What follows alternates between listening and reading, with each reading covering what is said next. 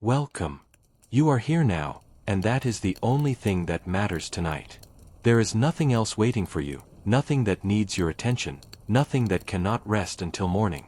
You have arrived at the end of your day, and the end of the day is a soft and patient place, a place that has been here all along, simply waiting for you to arrive, without any urgency, without any demand, without asking anything of you except that you be here, which you are, which is enough, which is everything that is needed right now.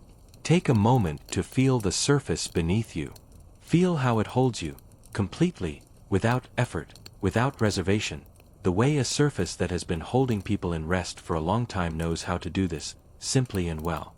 Feel your body settling into it, your back, your shoulders, your legs, the back of your head, each part of you pressing down very gently, and the surface receiving that weight without any resistance, simply accepting it, simply holding it as it has always done. Let your shoulders fall. Just that last small amount that they sometimes hold onto without you noticing. Let your jaw unclench, if it has been clenching. Let your hands open, your fingers uncurl, your arms rest flat and still with nothing to carry and nothing to hold. There is nothing for your hands to do tonight.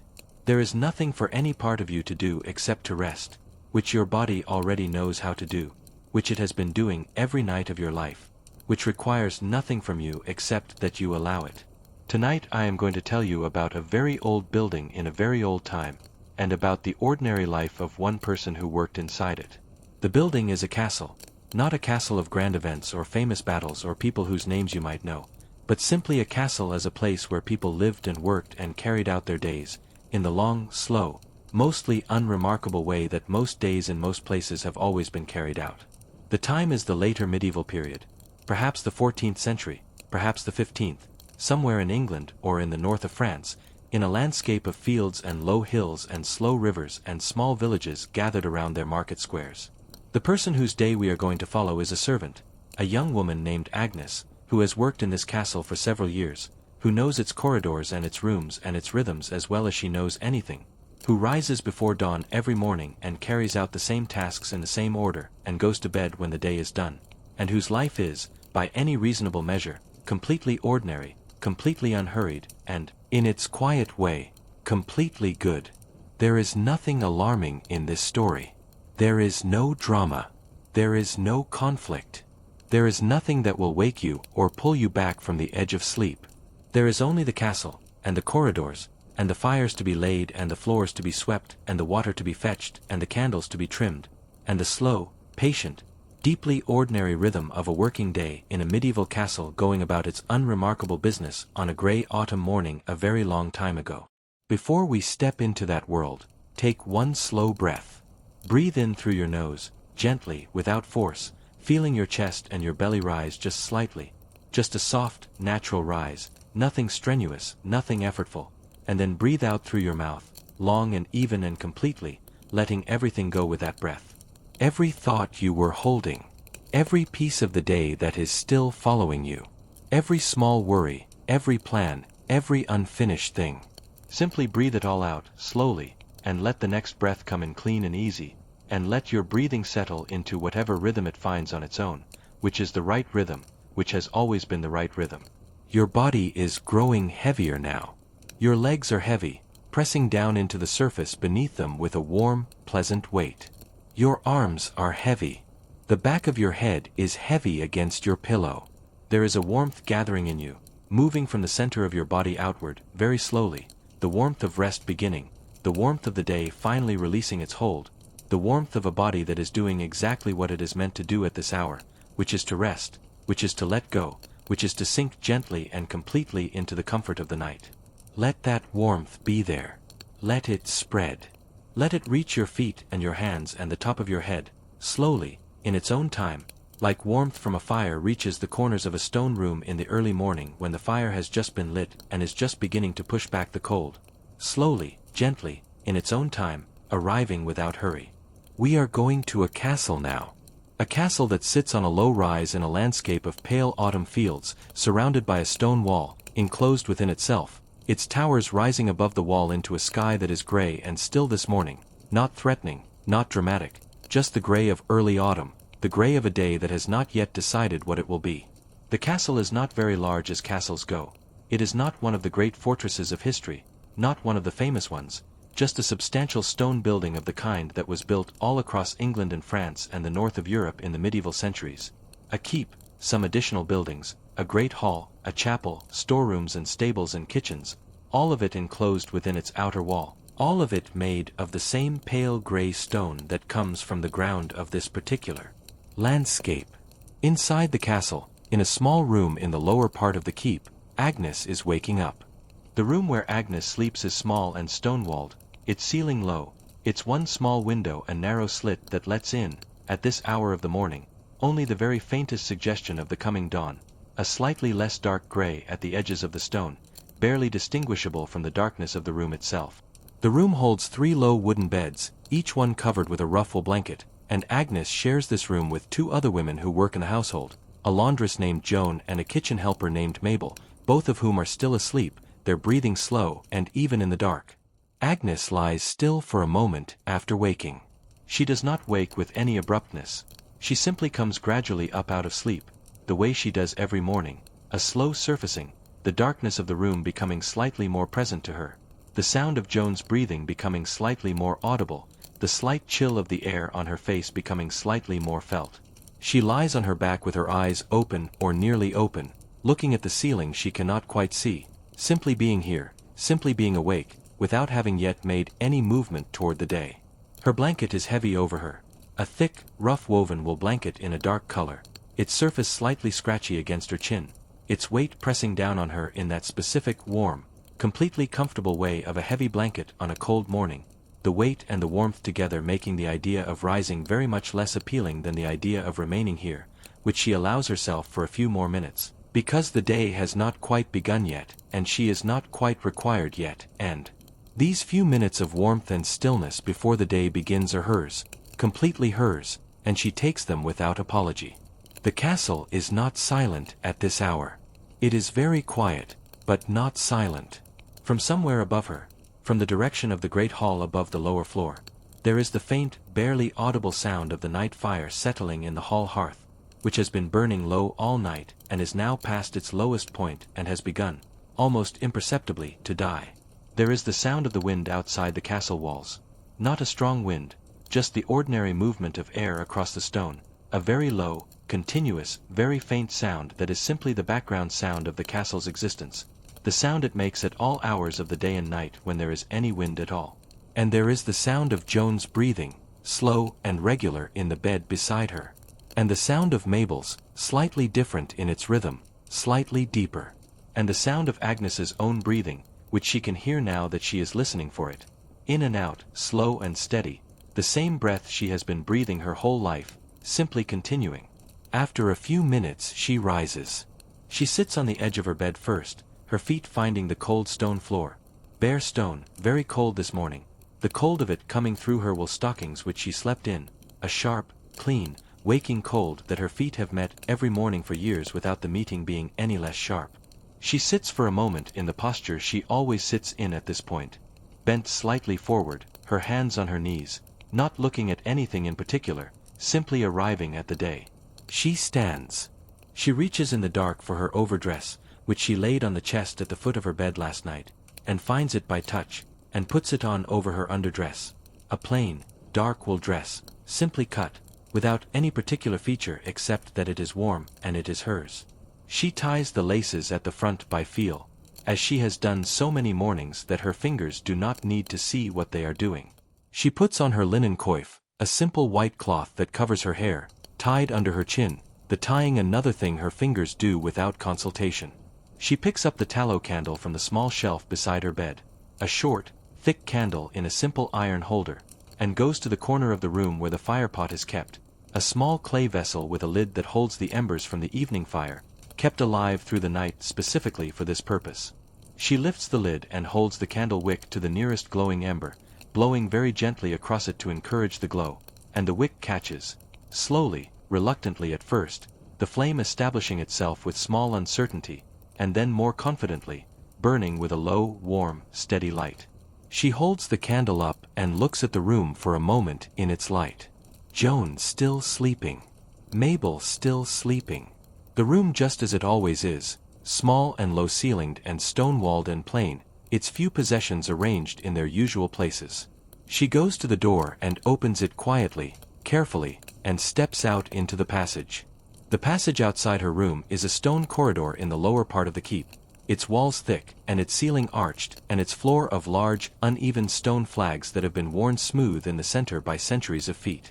Her candlelight reaches perhaps 10 feet in each direction before the darkness of the corridor absorbs it, and she moves through this small, moving circle of warm light, carrying it with her, the shadows of the walls and ceiling moving with her movement, the corridor ahead always at the edge of visibility, and the corridor behind always returning to darkness as she passes. She knows this corridor. She knows every stone of it, every uneven flag, every slight change in the level of the floor where the building has settled over the centuries.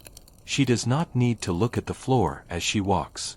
She walks the way people walk in places they know completely, without conscious attention to the path, the body simply following what it knows, the mind free to be elsewhere or nowhere. She passes the door to the storage room. She passes the door to the small room where the firewood is kept for the lower floors. She will need wood soon, but not yet, that comes later. She reaches the end of the passage and begins to climb the stairs to the ground floor of the keep. The stairs are stone, worn in their centers like the passage floor, their edges sharp where they have not been worn. They are steep, as medieval stairs always are, each riser higher than modern stairs, each tread narrower, so that climbing them requires a slightly different posture, a slightly more deliberate placement of each foot. Agnes climbs them easily, with the ease of long practice, her free hand trailing along the curved outer wall of the stairwell, the candle held steady in her other hand, the flame leaning slightly with the movement and then straightening. She comes out into the great hall. The great hall is the largest room in the castle, a long, high-ceilinged room of gray stone, its ceiling supported by heavy wooden beams that cross from wall to wall above, its floor of large stone flags covered in the central area with rushes that are old enough to have settled into the floor and dried and become almost a part of it. At the far end of the hall, the large stone hearth is there, a fireplace large enough to stand in, its stone surround blackened by decades of smoke, its iron fire dogs holding the remains of last night's fire, which is now a heap of pale ash and a few deeper buried embers that still hold some heat. The hall is cold. The fire has been out for perhaps 2 hours, and the cold of the autumn morning has come into the stone of the walls and the floor and is radiating back into the air of the room, and the air itself is cold. Not bitterly cold, not the deep cold of winter, but the particular cold of an autumn morning in a stone building, a cold that has a slight dampness to it, a slightly mineral quality, the cold of old stone and thin light. The thin light is beginning. The hall has 2 windows on the long wall, windows without glass, fitted with wooden shutters that are pulled mostly closed, and through the gaps in the shutters the very first, very faint light of dawn is beginning to show.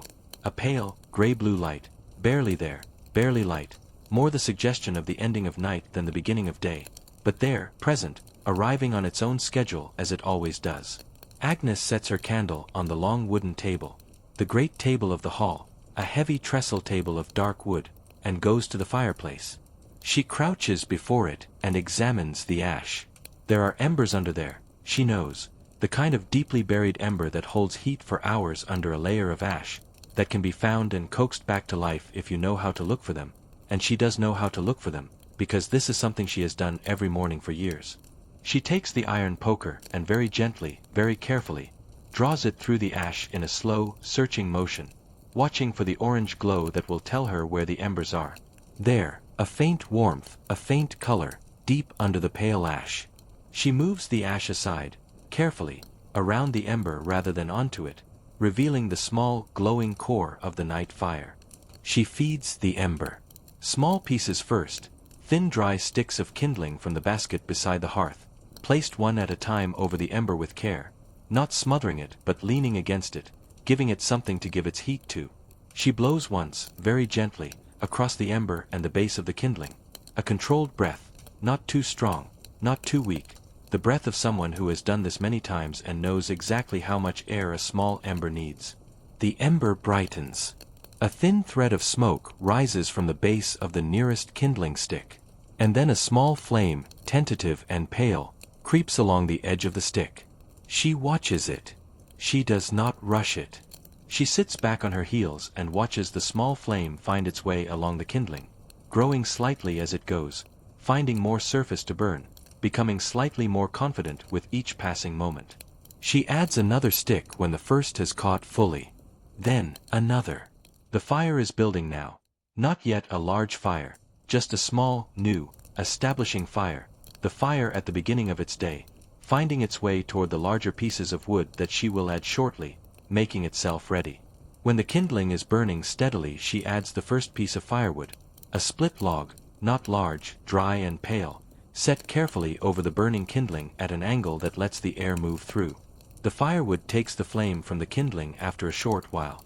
First smoking, then smoldering, then finally catching, the flame running along its edge and beginning to climb. She adds a second piece. Then a third. The fire is going now. It will not need her attention for a few minutes, and she stands and goes to the windows to open the shutters. She pulls each shutter open in turn, the wood slightly stiff in the early cold, the iron hinges making the small sound they always make, the gray morning light coming in as each shutter opens, the light thin and even and without color, the light of an autumn morning that has not yet decided if it will brighten further or simply remain this soft, settled gray for the whole of the day. The hall looks different in the morning light than it does in the evening torchlight, larger, somehow, and quieter, and more honestly itself, the gray light touching everything evenly, showing the stone walls and the dark beams and the long table and the hall's few pieces of furniture without the warmth or the drama that firelight and torchlight give to things. Just the hall, just the morning, just the light. Let yourself settle a little more deeply now. Your body is heavy and warm and completely still. Your breathing is slow and even, in and out, slow and easy, happening all by itself without any effort from you. The great hall of the castle is far away, in another time, in another world, and yet it is there with you, softly, at the edges of your awareness. The gray morning light coming through the open shutters, the new fire beginning to establish itself in the great hearth, the cold stone slowly warming at the fire's edge. Agnes goes to the kitchen. The kitchen is a separate building from the keep, accessible through a covered passageway from the ground floor of the hall. A stone passage, low-roofed, that connects the two buildings without requiring anyone to go outside. The kitchen is the warmest part of the castle in the mornings, because the kitchen fires never completely go out. They are banked at night the way Agnes just banked the hall fire, their embers held through the dark hours, ready to be rebuilt in the morning. And the accumulated warmth of a fire that has been burning almost continuously for years has soaked into the stone of the kitchen walls and floor so thoroughly that the room is always several degrees warmer than the rest of the castle, even in winter. The kitchen is a large, practical room with two large stone hearths on the same wall, a long work table down the center, shelves along the other walls holding the castle's cooking vessels and food stores, hooks in the ceiling from which things are hung, onion strings, dried herbs, a side of salt pork, several bundles of dried rushes for the floors. The ceiling is low and slightly blackened with years of cooking smoke, and the air in the kitchen always has a quality that is partly warmth and partly the accumulated memory of every meal that has been cooked in this room. A deep, complex, entirely pleasant smell of wood smoke and roasting meat and bread and herbs and the faint sharpness of wood ash. The cook, a man named William, large and unhurried, who has been the castle cook for 15 years, is already here, as he always is at this hour, already rebuilding his kitchen fires from their overnight embers, already beginning the long first preparations of the day. He does not speak to Agnes when she comes in, and she does not speak to him, because speech is not needed in the kitchen at this hour, because both of them know what is to be done and do it, because the kitchen at dawn is a place of quiet, purposeful work, not conversation. Agnes goes to the water. The water is kept in a large stone cistern in the corner of the kitchen, fed by a pipe from the rainwater cistern on the castle roof, and she takes up the large wooden bucket and fills it from the cistern, the water flowing in from the ladle she uses to scoop it, the sound of it a clean, round, hollow sound in the large bucket, and carries it to the hall. The water is for the hall, for washing the long table, for dampening the floor before the new rushes are laid, for the general cleaning that happens every morning before the household wakes and comes down. Agnes carries the bucket through the covered passage and into the hall, which is warmer now than it was. The fire has caught fully and is burning with a good, steady warmth, its light more noticeable now that it is stronger, adding its orange to the gray of the morning light from the windows. She sets the bucket beside the table and takes up the cloth from its hook near the door and begins to wipe the table. The cloth is a rough linen, slightly stiff, damp from yesterday's use and dried overnight into a form that is neither quite stiff nor quite soft. She dips it in the bucket, and wrings it out, and lays it against the surface of the table, and draws it in long, slow, even strokes from one end of the table to the other. The table is long, perhaps 15 feet, the great trestle table of the hall, set up each morning and taken down each evening to allow the floor to be cleared. Its surface is old dark wood, scored and stained from years of use, the grain of the wood visible in the long lines that run the length of each plank, the surface worn smooth in the places where the most plates and cups and elbows have rested, slightly rougher at the edges where less use has polished it. Agnes wipes it from one end to the other, her cloth moving in the same slow, steady strokes, the water darkening the wood slightly where it passes, the surface becoming cleaner, the crumbs and the dust of yesterday gathering before the cloth in a small, dark line. She turns the cloth, dips it again, wrings it, continues. The hall is warming with the fire. The gray light from the windows is slightly brighter than it was. Somewhere in the castle above her, someone is moving. She can hear footsteps on the floor above, slow and unhurried, the movements of someone going about their morning. The castle is beginning to wake. When the table is wiped, she sets the cloth aside and takes up the rushes. The rushes for the hall floor are kept in a bundle in the passage.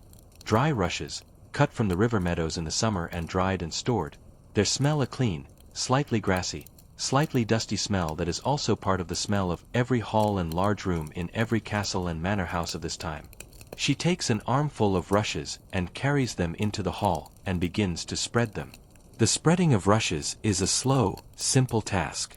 She takes a handful and scatters them across the stone floor, then takes another handful, then another, working from the far end of the hall toward the fire, covering the stone in a thin, even layer, the rushes lying in overlapping mats of pale gold, the smell of them rising into the air as she moves through them, a clean, dry smell, the smell of the summer meadow preserved in these dried stems. She works slowly and evenly, crouching to smooth the rushes with her hand in places where they have piled unevenly, spreading them more thinly in others, working the floor the way she always works it, from one end to the other in slow parallel sweeps, her hands knowing what to do, her body moving in the same pattern it has moved in every morning for years. The fire crackles gently. The light through the windows continues its very slow brightening. The rushes cover the floor in their pale, even layer, and the hall smells of them, that clean, grassy, dry smell that is for Agnes simply the smell of the hall in the morning, the smell of the day beginning. When the rushes are laid, she stands and looks at the hall for a moment. The table is clean. The floor is fresh. The fire is burning well. The shutters are open. The hall is ready for the day, whatever the day will bring, which will be the same things it always brings.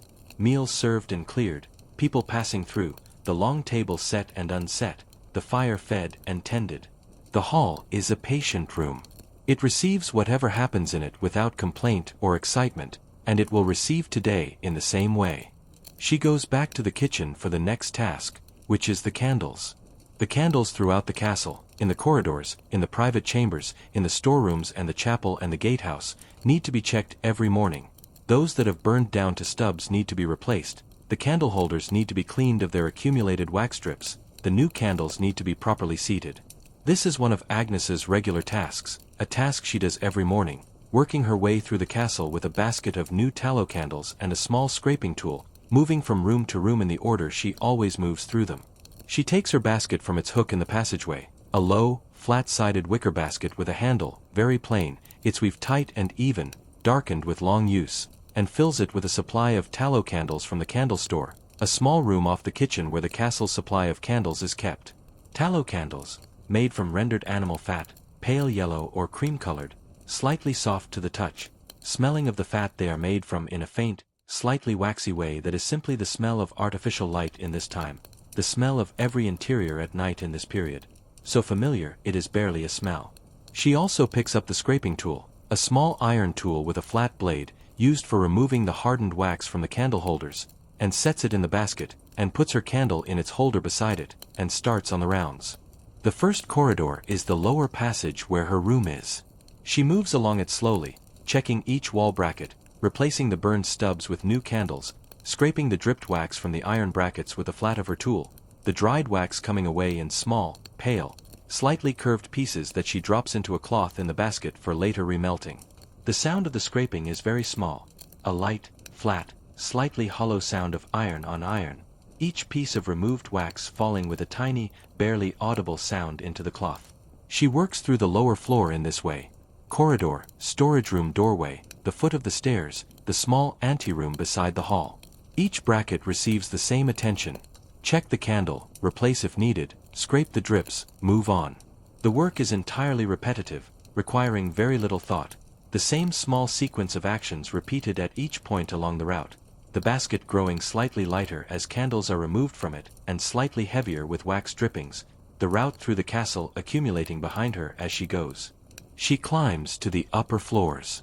The private chambers of the castle are on the upper floors of the keep. The lord's chamber, the lady's chamber, the chamber used by the higher household servants, the small solar at the top of the keep where the lord sometimes works in the afternoons. These rooms are still closed and quiet at this hour, their occupants sleeping or just beginning to stir, and Agnes moves past their doors quietly, attending to the brackets in the corridors outside without entering the rooms themselves. The rooms will be attended to later, when their occupants are up and about. The corridor outside the lord's chamber is dim. The bracket here holds a candle that has burned almost entirely down, just a small stub remaining, its wick black and bent over, the tallow mostly consumed. She removes it carefully, setting it in the basket, and takes a new candle from the basket and seats it in the bracket, pressing the base of the candle gently but firmly into the holder until it sits straight and secure. She lights it from her own candle, holding the flame to the new wick, watching it catch, slowly, as tallow wicks always catch, with a slightly reluctant flicker before the flame establishes itself and burns with its characteristic low, slightly yellow, slightly wavering light. She steps back and looks at the lit candle for a moment. The flame is straight and still in the quiet corridor air. It will burn for several hours before it needs attention again. She moves on. Let yourself rest in this rhythm. The slow progression through the corridors of the castle, one candle bracket to the next, the same small actions repeated in the same sequence, the basket growing lighter with new candles and heavier with old wax, the route through the castle accumulating quietly behind. There is nothing in this rhythm that asks anything of you. There is only the movement, and the small sounds, and the warm light of the candle Agnes carries, and the gradual warming of the castle as the fires spread their heat from the hearths outward through the stone. Your body is so heavy and so still. Your breathing is so slow and so completely effortless. The castle is far away, in another time, in another world, and yet it is there with you, softly, its stone corridors and its candle brackets and its gray morning light all there, all quiet, all simply continuing in their ancient, unhurried way. The candle rounds take perhaps an hour, moving through the entire castle from the lower floors to the upper and back again. By the time Agnes has finished the last bracket and returned to the kitchen to deposit her basket and wax drippings, the castle is significantly more awake than when she started. From the upper floors she can hear the sounds of chambers being occupied, footsteps, the sound of a shutter being pushed open, the distant sound of someone pouring water into a basin. The kitchen is busy now. William has his fires going well, the large iron pots beginning their day's work over the flames, the smell of the kitchen enriched with the first cooking smells of the morning, something simmering already in the largest pot, its smell a warm, deep, meaty smell that moves through the passageway and into the hall and through every part of the castle that the air can reach. Agnes puts down her candle basket and picks up a new one. The next task is the chambers. The chambers of the castle need attention every morning. The fireplaces to be laid, the floors to be swept, the water basins to be refilled from the ewers, the beds to be straightened. Agnes begins with the chambers whose occupants are already up and gone from them, which is the safest approach. There is less disruption, less awkwardness, less need to work around someone who is still present. The first chamber she enters is a small room used by one of the household's senior officers, a man who is by habit an early riser, and who is already down in the hall when Agnes arrives at his door. The room is small and simply furnished, a narrow bed with a wool mattress and 2 blankets, a wooden chest, a small table with a candle holder and a basin, a single window with a wooden shutter. The fire grate is cold and gray with yesterday's ash. She begins with the fire grate. She kneels before it and takes up the small iron shovel and removes the cold ash. Carefully, because cold ash is lighter than it looks and can lift into the air with any disturbance, and Agnes has learned over years of cleaning fire grates to move with a particular slowness and deliberateness, the shovel going in under the ash gently, lifting it without disturbing the air around it, carrying it to the ash bucket with a steady hand. The ash comes out in gray, feather-light scoopfuls, each one tipped carefully into the bucket filling very slowly. When the grate is clean, she lays the new fire. A small handful of shredded tinder first, dry and pale, then the fine kindling laid over it in a loose arrangement that will let the air move through, then the larger kindling, then the split wood, each layer placed with care, the whole construction small and neat and ready to be lit when the occupant returns to need it. She does not light it now. That will be done when it is needed, but the laying is complete, and when the moment comes it will require only a spark. She sweeps the floor. The broom is a bundle of bound twigs, its handle smooth from long use, and she sweeps in the same slow, steady pattern she always uses in a small room, from the far wall toward the door, the strokes even and unhurried, the dust and small debris gathering before the broom and being guided toward the door and out into the corridor where it will be swept to the end of the passage later. The sound of the sweeping is a soft, continuous, slightly scratchy sound, the broom head against the stone floor, the rhythm of the strokes regular and completely without urgency. She straightens the bed, drawing the blankets smooth, tucking them at the sides, shaking the pillow once very gently so that it fills and settles, placing it at the head of the bed with a slight adjustment until it sits the way it should. She refills the water basin from the ewer that she has brought from the kitchen, a clay ewer with a handle, filled from the cistern, the water going into the basin in a thin, even stream, the basin filling slowly to the appropriate level. She wipes the surface of the small table with a damp cloth. The room is done. It is not different in any dramatic way from how it was when she entered. It is simply clean and ready, the fire laid, the floor swept, the water fresh, the bed straight.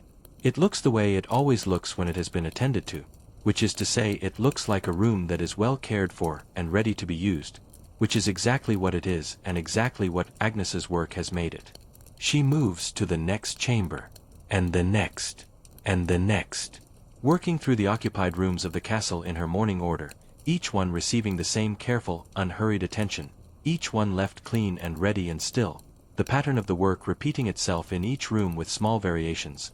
This room has a larger grate, this room has 2 windows, this room has a tapestry on the wall that needs its lower edge straightened, but the essential work is the same, and the rhythm is the same, and Agnes moves through it with the ease of someone doing something she has done so many times that the doing of it requires almost nothing from the conscious part of her mind. By mid-morning, the castle is fully awake and going about its day. The great hall has been set for the midday meal, the trestle table set with the wooden trenchers and the cups and the jugs of ale, the fire in the hall hearth now a strong, well-established fire giving good heat to the room. The kitchen is in its full morning activity, the sounds of it moving through the passageway into the hall, the rhythmic thud of something being chopped on the kitchen block, the occasional clank of a pot, William's voice occasionally giving a quiet instruction to one of the kitchen boys. Agnes has finished the chambers. She has swept 3 corridors, laid 5 fires, cleaned 9 candle brackets, refilled 4 water basins, and made 2 trips to the kitchen for supplies. She has been working for perhaps 4 hours, and the work has been entirely ordinary, entirely without event, entirely the same as every other morning's work, and it is done.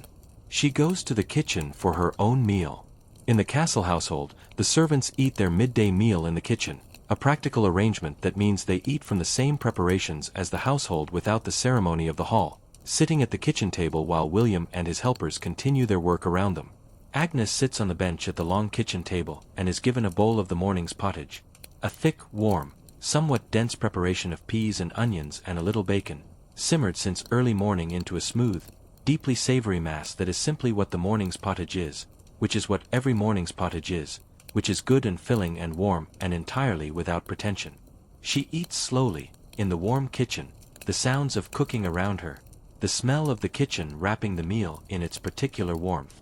She does not think about anything in particular while she eats. She watches the fire. She watches William move between his pots. She listens to the sounds of the kitchen, the fire, the pot, the occasional quiet word, and eats her pottage and eats the piece of bread that comes with it, a round, dark, heavy bread that she tears and dips into the bowl, and the bread soaks up the pottage and becomes soft and warm and good. The afternoon's work begins after the midday meal. The afternoon is different from the morning in its texture. The morning is the time of preparation, of cleaning, of laying things ready for the day. The afternoon is the time of maintenance, of the ongoing tasks that keep the castle in its daily order. The laundry, the mending, the preparation of materials for the evening, the tending of the kitchen garden, the feeding of the animals in the castle's small yard. Agnes's afternoon task today is the laundry. The castle's laundry is done in a low building near the well in the castle yard, a stone building with a large hearth for heating the washing water, 2 large wooden tubs, a scrubbing stone, and lines strung between the posts of the building for drying. The laundress Joan, Agnes's room companion, is already here when Agnes arrives, working at one of the tubs, her arms deep in the steaming water, her face slightly reddened from the steam, her movements the steady, rhythmic movements of someone doing heavy work at a pace that can be maintained for a long time. Agnes takes her place at the second tub. The water in it is hot, very hot, heated in the cauldron over the hearth and transferred to the tub with large wooden scoops, the steam rising from it in a continuous column, and she adds the lye from the lye pot, which is an alkaline solution made from wood ash and water, and it makes the washing water slightly slippery and slightly sharp-smelling. She takes the first piece of washing from the pile beside the tub, a linen tablecloth, one of the hall tablecloths, large and heavy and stained from yesterday's use, and submerges it in the hot water. The cloth sinks into the water, darkening as it absorbs the liquid, and Agnes begins to work it, pressing it down, folding it in on itself, working the water through the fabric with her hands, pushing and squeezing and lifting in the rhythmic, repetitive motion of hand washing. The motion is slow and steady, the hot water warm around her hands and wrists, the steam rising around her face. The cloth moves in the water in slow, heavy undulations, responding to her hands, releasing its day's accumulation of spills and crumbs and grease into the hot, lye-treated water. The laundry takes the full afternoon. Piece by piece, each item is worked in the hot water, squeezed and lifted and worked again, then transferred to the cold rinse tub, rinsed thoroughly, wrung out. Both Agnes and Joan taking each large piece and wringing it between them, each taking one end and twisting in opposite directions, the water coming out in a long, twisting stream, and hung on the lines to dry in whatever air and light the afternoon provides. The rhythm of the laundry is deeply physical and deeply repetitive, and Agnes falls into it the way she falls into all the day's repetitive tasks, without resistance, without any particular engagement, simply doing what is to be done in the pace that allows it to be done well, her hands knowing what to do, her body settling into the slow, steady rhythm of the work, the steam of the tub rising around her, the sounds of the water and the cloth and Joan's similar sounds from the other tub filling. The small building with the sounds of the work. Outside the laundry building, the castle yard is going about its afternoon. She can hear the sounds of the yard through the open door, the horses in the stable, their occasional movements and quiet sounds, the sound of someone in the smithy, a slow, irregular hammering, unhurried, the sound of work being done at its own pace, the clucking of the chickens in their yard, the sound of the well rope as someone draws water. These are the sounds of the castle's afternoon, the sounds that are always there in the background of the yard's quiet activity, and they are familiar and entirely unremarkable, the background music of an ordinary day. By the time the last piece of washing is hung on the lines, the light in the yard has shifted to the softer, lower light of late afternoon. The gray of the morning has not much brightened but has changed in quality, become slightly warmer, slightly more golden at its edges as the sun moves toward the west behind its cover of cloud. The laundry building smells of hot water and lye and the clean, slightly sharp smell of wet linen, and Agnes's arms are pleasantly tired from the afternoon's work, a physical tiredness that is not exhaustion but simply the honest heaviness of a body that has been usefully occupied. Let yourself feel that honest tiredness. Let your body feel the pleasant, even, completely comfortable heaviness of a body that has done its work and is now resting. Your arms are heavy. Your legs are heavy. Your whole body is heavy in that particular good way that comes after a day of steady, purposeful physical work. The heaviness that says the day has been lived fully and the night is earned and the rest is real. Your breathing is so slow, in and out, slow and easy. The laundry building is far away, in another century, in another world, and yet something of its warmth is here with you. The steam of the hot water, the clean smell of wet linen, the sounds of the castle yard in the afternoon. Let it be there, softly, at the edges, while you rest. Agnes leaves the laundry building as the afternoon is thinning toward evening. She goes back to the kitchen. There are always things to do in the kitchen in the hours before the evening meal, and finds it at its most active, William and his 2 kitchen boys working at full pace now, the evening meal being prepared in earnest. She takes her place at the kitchen table and begins the task that has been set for her, which is the preparation of herbs, a large pile of fresh and dried herbs that need to be sorted and stripped and chopped for the evening's preparations. She sits at the table and works through the herbs systematically. The fresh herbs first, parsley and thyme and sage, their stems placed on the board, the leaves stripped with her fingers in the same motion she uses for the rosemary, the leaves falling onto the board in small heaps of green, each one very small, the heap growing slowly. She chops them when she has enough, the knife moving through the herbs in slow, regular strokes, the herbs releasing their smell with each cut, the kitchen air becoming fragrant with a sharp, clean, green smell of cut herbs laid over the deeper smell of the cooking pots. The kitchen in the evening preparation is a warm and busy place, but its business has a quality that is not chaotic. It is the business of a practiced kitchen, of people who know what they are doing and have done it many times, whose movements are efficient without being rushed, whose communication is minimal because it does not need to be more than minimal, because everyone knows their part and plays it. Agnes chops her herbs in the midst of this practiced activity. The kitchen sounds around her. The fire, the pots, the occasional quiet word, and her own work continues in its slow, regular rhythm. When the herbs are done, she is given the task of preparing the bread for the evening table, taking the loaves from the bread store, a cool room adjacent to the kitchen where the baked bread is kept, and bringing them to the kitchen, slicing the larger ones for the bread trenchers that will serve as plates for the lower members of the household, arranging them on the large wooden boards that will be carried into the hall. She does this task in the same way she does all her tasks, without hurry, without excitement, simply doing what is to be done in the order it is to be done, the knife moving through the bread in slow, careful cuts, the slices falling to the board in their thick, even sections. The castle bell rings for the evening meal, a small bell in the yard, rung by one of the yard boys at the signal from the steward, its sound moving through the castle and bringing people toward the hall. Agnes carries her boards of bread into the hall and sets them on the table, already set and waiting, the candles burning in their holders along the table's length, the fire in the hearth burning at its evening strength, the hall warm and lit with the combined light of fire and candle, a warmer, more amber light than the gray morning light, a light that makes the stone walls and the dark beams and the white tablecloths all look slightly different from their daytime selves. Warmer, deeper, more enclosed. The evening meal is served, and Agnes's part in the serving is a quiet, steady part, bringing things from the kitchen when they are needed, removing things when they are done, moving between the kitchen and the hall in the practiced rhythm of table service, carrying, setting, clearing, carrying again. The meal itself proceeds in its own way, the lord at the head of the table, the household arranged in their order below him, the food arriving in its courses from the kitchen, the sounds of the meal, voices, the clink of cups, the sound of the fire, filling the hall with the particular sound of a medieval household at its evening table, a sound that is simply the sound of people eating together in a large stone room, ordinary and unchanging, and requiring no special description. After the meal, the clearing. The trenchers collected, the cups stacked, the leftover food taken back to the kitchen where it will be dealt with in the kitchen's own economy.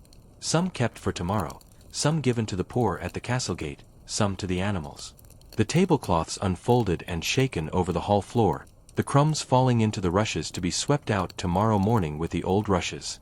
The table wiped again, quickly this time, not the thorough wiping of the morning but the summary wiping of after the meal. The benches pushed back. The hall restored to something like its between-meal self, though warmer and slightly more disordered, the candles burned further down, the fire lower.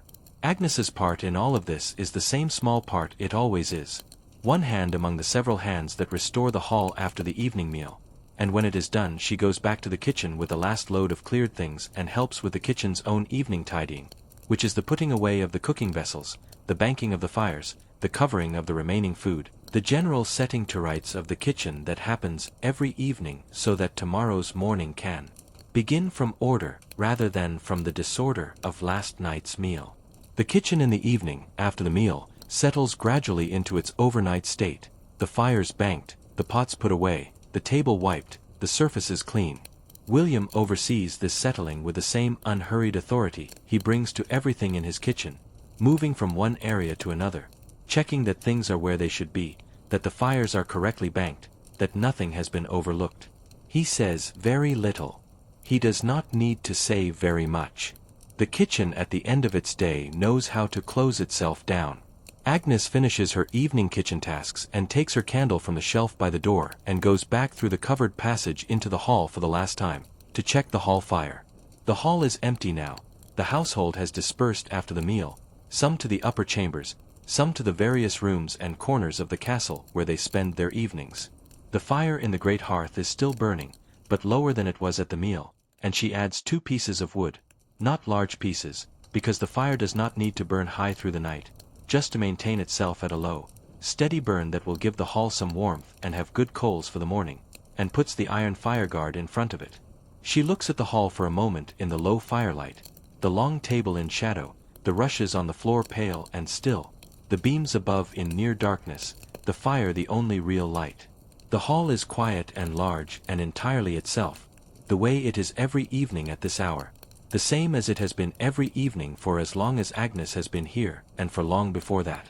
It does not require anything more of her tonight. Tomorrow morning she will come back and open the shutters and clean the grate and lay the fire fresh and spread new rushes and begin again, and the hall will receive all of that in the same way it receives everything, which is with simple, patient, uncomplaining presence. She goes back through the passage and down the lower corridor to her room. Joan is already here, sitting on the edge of her bed removing her shoes, her candle making a small warm light in the dim room. Mabel is not here yet, still in the kitchen perhaps, or about some other evening task.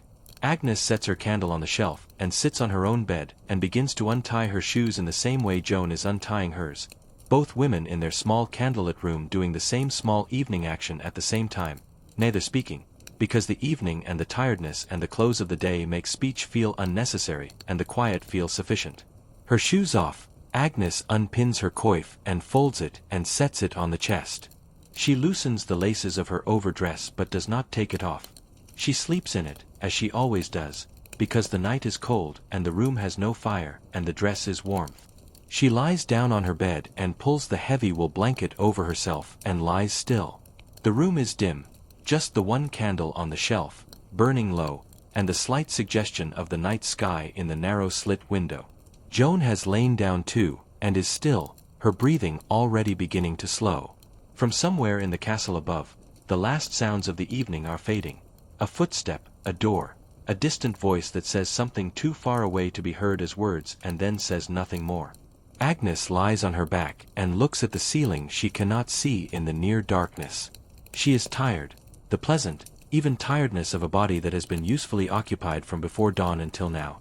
A tiredness that is not heavy or distressing but simply the natural conclusion of a day of physical work, the kind that settles into the body as a warm, general heaviness, a slight welcome weight in every muscle, a readiness for rest that is also a readiness for the ease of rest, the ease of simply lying still. Let yourself feel that ease. The ease of simply lying still after a long, full, ordinary day. The ease of a body that has done what it was made to do and is now being allowed to rest, which it knows how to do, which it does gratefully, which it settles into as naturally and completely as water settles into a vessel. Your body is so heavy. Your breathing is so slow. In and out, slow and easy, in and out, the same breath that has been breathing you all day, all evening, now breathing you into the night, into the deep and restful dark of the night, carrying you gently down and down and down into sleep. The castle is settling around Agnes. The fires in the upper chambers are burning low. The corridor candles are burning, some nearly down to their stubs, needing no attention now until the morning. The kitchen fires are banked and quiet. The hall fire is low and steady behind its guard. The horses in the stable are still and breathing. The yard is empty and quiet under the gray autumn sky. The castle walls stand in the dark, solid and patient, holding their contents the way they have always held them, the way they will hold them through this night and every night, without any effort, without any question, simply there. The night is long and quiet. The gray autumn sky outside the castle walls is without moon, without stars visible, just the even, deep gray of an overcast autumn night, a darkness that is complete but not absolute, the darkness of a world that is simply resting, that has withdrawn its visible self and is simply existing in its invisible form, the fields and the hills and the river and the roads all there in the dark, all continuing to be what they are, simply without light. The night deepens. In Agnes's room, the candle on the shelf burns down to its stub and gently, without drama, goes out. The room is dark now, completely dark, the narrow window showing only the same deep gray as the sky outside. Joan is asleep. Mabel has come in quietly sometime in the last hour and is in her bed and sleeping. Agnes is asleep or very nearly so, in that particular place between waking and sleeping where the thoughts have become very soft and the body is completely still and the sounds of the room are heard but not processed, simply there, simply sound, not meaning anything, not requiring any response. The castle breathes through the night. Its stone walls hold the day's cold, released through the day's work of heating and now slowly, patiently releasing it back, and the air inside is cool, not cold, the small warmth of the banked fires distributed through the building in its slow, diffuse way. The hall fire glows behind its guard. The kitchen hearths glow. The corridor candles are out. The upper chambers are dark and quiet. Everyone is sleeping. Everything is the same as it always is at this hour. Everything is in its place. The castle is simply a castle at night, holding its people, doing what castles do at night, which is simply to stand, to contain, to shelter, to be a place, which it has always been and will continue to be when the morning comes and Agnes rises again before dawn and goes to the hall and opens the shutters and crouches before the grate and finds the embers under the grey ash and coaxes them back to life, beginning the same day again in the same order, as she will tomorrow and the day after that. And the day after that, the same ordinary, repetitive, completely unhurried, completely sufficient day. Let the castle sleep now. Let it settle completely into its night. Let the fires burn their low, patient fires behind their guards. Let the corridors be dark and still. Let the chambers be quiet. Let the yard be empty, and the walls be standing, and the grey sky be above, and the autumn fields be silent around the castle in the dark. You are so still. You are so warm. Your breathing is so slow and so easy, in and out, the same breath, the same steady continuation of something that has always continued, that requires nothing from you, that simply goes on and on and on in its quiet, effortless way, carrying you deeper and deeper into rest. The night, the quiet, the warm stone, the low fires, the sleeping castle. Your breathing, in and out, so slow, so easy. The castle stands. The fires glow. The night holds everything. Your body is heavy. Your mind is still. There is nothing to think. There is nothing to do. There is nowhere to be. There is only this. The warmth. The dark. The slow breath. In and out. In and out. Agnes sleeps. Joan sleeps. Mabel sleeps. The castle sleeps. The fields sleep. The grey autumn sky is above everything, dark and even, going nowhere, simply there, the permanent background of everything that happens in this landscape, the sky that was there before the castle and will be there after it, patient and dark and entirely indifferent, which is also entirely peaceful, which is also the peace of something that simply is, without needing to be anything else.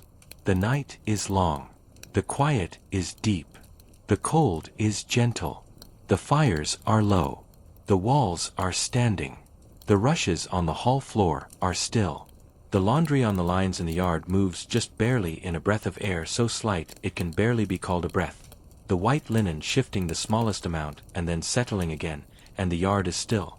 And you are here, warm, still, breathing, in and out, so slowly, so deeply, so completely. The castle is there. The night is there. The quiet is there. Everything is there. Everything is well. Everything is exactly as it should be. Everything is very, very well. Sleep now. Simply sleep. The night is long and quiet and completely still. And everything is well. Everything is well. Everything is well.